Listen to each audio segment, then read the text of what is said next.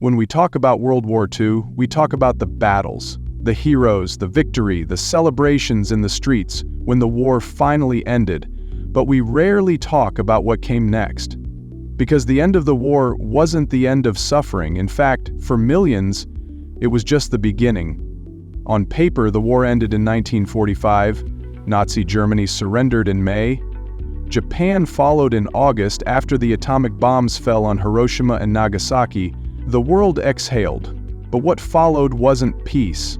It was devastation, displacement, trauma on a scale that's almost impossible to comprehend.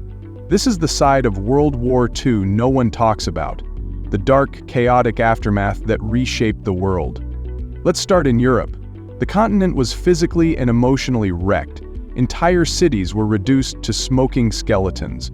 Roads, bridges, and railways were destroyed. Farmlands were ruined. There was no infrastructure, no clean water, no food. In Germany alone, over 10 million people were displaced.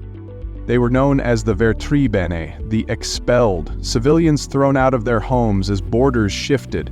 Ethnic Germans, Polish citizens, Czechs, Jews, Soviet prisoners of war, all caught in a massive wave of forced migration. And while the war was over, violence didn't stop. In Berlin, women bore the brunt of the chaos. As Soviet troops marched into the city, an estimated 100,000 women were raped, some repeatedly. It was a brutal, silent epidemic, one no one wanted to acknowledge. The trauma was buried, the pain lived with in silence. This wasn't the victory parade we like to remember. This was survival. And then there were the Holocaust survivors, liberated from concentration camps, but not exactly welcomed back. Many returned to homes that had been taken, families gone, communities erased. Some faced new waves of anti-Semitism, even after the horrors they'd just endured. Thousands ended up in displaced persons camps, makeshift shelters, often surrounded by barbed wire, run by Allied forces. They were free, yes, but home? That no longer existed. In Asia, the war's end sparked new beginnings and new conflicts. Japan's surrender ended its brutal occupation of Korea, China, and Southeast Asia, but it also left a massive power vacuum. Korea, for example, was suddenly split in two, north and south, by two foreign powers, the US and the Soviet Union. That division? It still exists today, and just a few years later, it would erupt into the Korean War.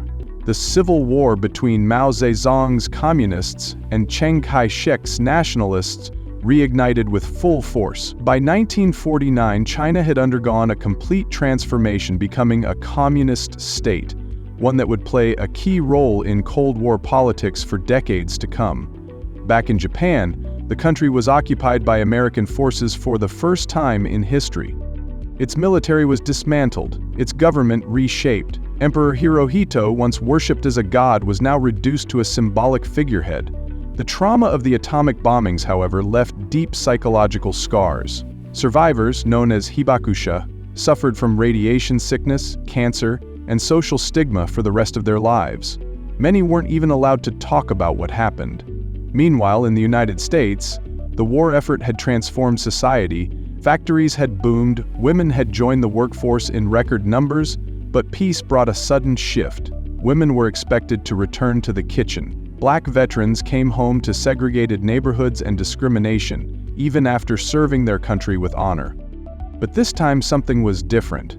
Those who had fought for freedom abroad were no longer willing to accept inequality at home. The seeds of the civil rights movement were planted in the soil of WHO's aftermath. Globally, something much darker was growing. The war had left behind two superpowers, the United States and the Soviet Union, both victorious, both armed, and both deeply suspicious of each other. And so began the Cold War, a silent, simmering conflict defined by spies, propaganda, and the constant threat of nuclear annihilation.